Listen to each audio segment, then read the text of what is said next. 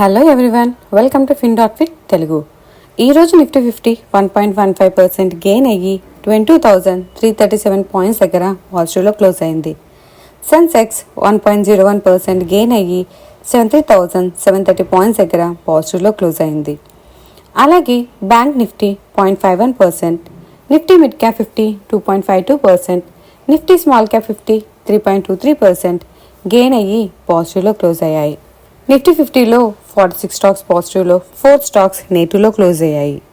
వాటిలో Adani ports 5.15%, Tata steel 4.55%, Adani ENT 4.53%, power grid 4.25%, MNM 4.13% gain అయ్యి top గెయినర్స్గా. Bajaj finance 3.37%, IndusInd bank 1.48%, HDFC bank 1.05%, Shriram finance 0.14% lose అయ్యి top లూజర్స్గా నిలిచాయి. ముందుగా యుఎస్ మార్కెట్స్ గురించి డిస్కస్ చేద్దాం.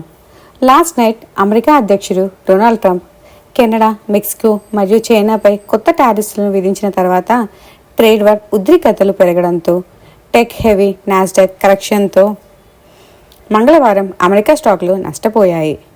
మెక్సికో మరియు కెనడా నుండి దిగుమతులపై 25% టారిఫ్స్, అలాగే చైనా వస్తువులపై రెట్టింపు టారిఫ్స్లను మంగళవారం నుండి అమలులోకి వచ్చాయి. చైనా మరియు కెనడా కూడా ఈ టారిఫ్స్కి రియాక్షన్గా వాళ్ళు కూడా యుఎస్ఏ ఇంపోర్ట్స్పై టారిఫ్స్ వేస్తూ ప్రతీకారం తీర్చుకున్నాయి. మెక్సికన్ అధ్యక్షురాలు క్లాడియా షిన్ బామ్ వివరాలు ఇవ్వకుండా అదేవిధంగా స్పందిస్తామని తెలిపారు. ఈ కంట్రీస్లో ప్రతీకార టారిఫ్స్ల ట్రంప్ పరిపాలన కీలక వాణిజ్య భాగస్వాముల వస్తువులను లక్ష్యంగా చేసుకొని విధించిన టారిఫ్స్లపై రాజీ పడే అవకాశం ఉందని ట్రేడర్స్ ఆశించడంతో బుధవారం ప్రారంభంలో యుఎస్ స్టాక్స్ ఫ్యూచర్స్ పెరిగాయి. కమింగ్ టు మన మార్కెట్స్, ఈరోజు మన స్టాక్ మార్కెట్ స్ట్రాంగ్గా రీబౌండ్ అయ్యి 10-day లూజింగ్ స్ట్రీక్ బ్రేక్ చేసింది. బెంచ్ మార్క్ ఇండిసెస్లు నెలలోనే అతిపెద్ద సింగిల్ డే గెయిన్స్లను నమోదు చేశాయి. దాదాపు 90% నిఫ్టీ స్టాక్లు గ్రీన్లో ముగిశాయి. చైనా నుండి వచ్చిన పాజిటివ్ క్యూస్లతో లాభపడిన మెటల్ స్టాక్స్ నేతృత్వంలోని సెక్టోరియల్ ఇండిసెస్ బ్రాడ్ బేస్డ్ గెయిన్స్లను చవిచూశాయి. నిఫ్టీ మెటల్ ఇండెక్స్ 4% లాభంతో ముగిసింది. ప్రముఖ కంపెనీలు బలమైన కొనుగోలు ఆసక్తిని కనబర్చాయి. అదానీ గ్రూప్ స్టాక్స్ స్టాండర్డ్ పర్ఫార్మెన్స్లో ఉన్నాయి. బలమైన డిమాండ్తో 10% వరకు ర్యాలీ చేసింది. బ్యాంకింగ్ సెక్టార్లో నిఫ్టీ బ్యాంక్ 245 పాయింట్ల లాభపడి 48,490 వద్ద స్థిరపడింది. ఇది ఓవరాల్ మార్కెట్ స్ట్రెంత్కి కాంట్రిబ్యూట్ చేసింది. ఇన్ని రోజుల స్టాక్ ఫాల్కి రీజన్ అనుకుంటున్న ఎకనామిక్ స్లోడౌన్ నిజమేనని ప్రూవ్ చేస్తూ ఈ ఆర్టికల్లోని డేటా చూపిస్తుంది. మ్యానుఫ్యాక్చరింగ్ యాక్టివిటీస్ లాస్ట్ 14 monthsలో ఫిబ్రవరి మంత్లో లోగా వచ్చింది అని ఈ ఆర్టికల్ చెప్తుంది. సో మన స్టాక్ మార్కెట్స్ ఫాల్కి ట్రంప్ ఇంపాక్ట్తో పాటు ఈ స్లోడౌన్ కూడా ఒక మెయిన్ రీజన్. సో ఇలాంటి టైంలో మన మార్కెట్స్ని అట్రాక్టివ్గా చేయాలి అంటే లాంగ్ టర్మ్ క్యాపిటల్ గెయిన్ని కట్ చేయాలి అండ్ ఒక section of market participants demands చేస్తున్నారు అని ఈ ఆర్టికల్ చెప్తుంది. What are your thoughts on this mention in the comment section. అలాగే వేరే కంట్రీస్లో క్యాపిటల్ గెయిన్ ట్యాక్స్లు ఎంత ఉంటాయో అనే కంపారేటివ్ డేటాని ఈటీ నౌ వాళ్ళు ఒక పోస్ట్ చేశారు. ఒకసారి వాళ్ళ కంట్రీస్తో కంపేర్ చేసిన తర్వాత మన ఇండియాలో క్యాపిటల్ గెయిన్ ట్యాక్స్ తగ్గించి అనే డిమాండ్పై మీ థాట్స్ని కామెంట్ సెక్షన్లో మెన్షన్ చేయండి. ఇన్ కేస్ ట్రంప్ టారిఫ్స్ విషయంలో కాంప్రమైజ్ కాకపోతే మన స్టాక్స్కి ఏమైనా ఆపర్చునిటీ ఉంటుందా? డిఫరెంట్ సెక్టార్స్లో ఉన్న స్టాక్స్కి చైనా, మెక్సికో, కెనడాపై టారిఫ్స్ని కంటిన్యూ చేస్తే ఈ పీక్లో చూపించే స్టాక్స్ ఆపర్చునిటీ ఈటీ నౌ వాళ్ళు ఒక ఇంట్రెస్టింగ్ డేటాని షేర్ చేశారు. ఒకసారి ఈ పిక్ని చూసి మీకు ఇంట్రెస్టింగ్గా ఏమైనా స్టాక్స్ ఉంటే ఫర్దర్ స్టడీ చేసుకోండి. సోన్ ప్రయాగ్ నుండి కేదార్నాథ్ వరకు 12.9 కిలోమీటర్ రోప్వే నిర్మించడానికి 4,081 crores project the cabinet committee on economic affairs CCEA ఆమోదం తెలిపిందని ministry of railways, information and broadcasting and electronics and information technology శాఖ మంత్రి అశ్విని వైష్ణవ్ బుధవారం ప్రకటించారు. ప్రభుత్వ ప్రైవేటు భాగస్వామ్యం ద్వారా అభివృద్ధి చేయబడిన ఈ రోప్వే అధునాతన tri cable detachable gondola 3S టెక్నాలజీను కలిగి ఉంటుంది.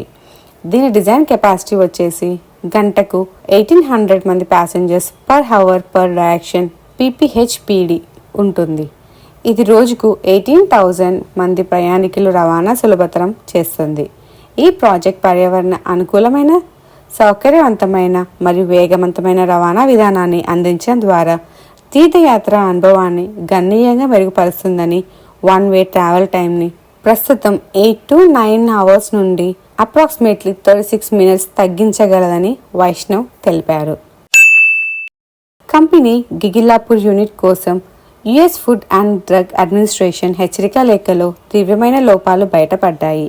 యుఎస్ ఎఫ్డిఏ యొక్క వార్నింగ్ లెటర్ సమీక్షలో ఉన్న సైట్లో కనుగొనబడిన data integrity, quality and significant contamination సంబంధించిన సమస్యలను హైలైట్ చేసింది. అంతేకాకుండా తయారీ సంస్థల మంచి స్థితిలో, మరమ్మతుల్లో లేదని మరియు తగిన విధానాలను ఏర్పాటు చేయడంలో మరియు అనుసరించడంలో ఫెయిల్ అయిందని యుఎస్ డ్రగ్ రెగ్యులేటర్ కూడా కనుగొంది. ఎఫ్డిఏ వార్నింగ్ లేఖలో లేవనెత్తిన ఈ ఆందోళనలు తీవ్రమైన లోపాలను నిర్ణీత సమయంలోపు పరిష్కరించకపోతే యూనిట్ దిగుమతి నిషేధం కిందకు వస్తుందనే భయాలను రేకెత్తించాయి.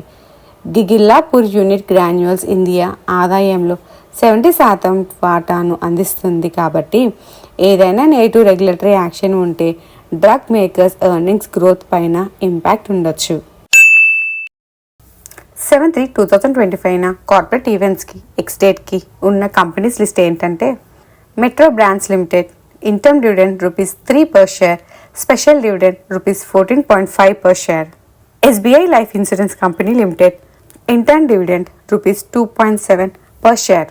ఆ కార్పొరేట్ ఈవెంట్స్కి మీరు ఎలిజిబుల్ కావాలంటే ఎక్స్డేట్కి ఒక రోజు ముందు మీ అకౌంట్లో ఆ కంపెనీకి సంబంధించిన షేర్స్ ఉండాలి, ఆర్ మీరు ఆ షేర్స్ని బై చేసుకోవచ్చు. అప్పుడు మీరు ఆ కార్పొరేట్ యాక్షన్స్కి ఎలిజిబుల్ అవుతారు. So this is a rap of today stock bus. మాకు ఈరోజు ఇంపార్టెంట్గా అనిపించిన మార్కెట్ అప్డేట్స్ ఇవి. మీ దగ్గర ఇంకా వేరే అప్డేట్స్ ఉంటే కామెంట్ సెక్షన్లో మెన్షన్ చేయండి. మీకు ఈ వీడియో ఇన్ఫర్మేటివ్గా అనిపిస్తే ఈ వీడియోని లైక్ చేసి మీ ఫ్రెండ్స్ అండ్ ఫ్యామిలీ మెంబర్స్కి షేర్ చేయండి. అలాగే before living don't forget to subscribe to our channel FinWith Telugu. See you in the next video.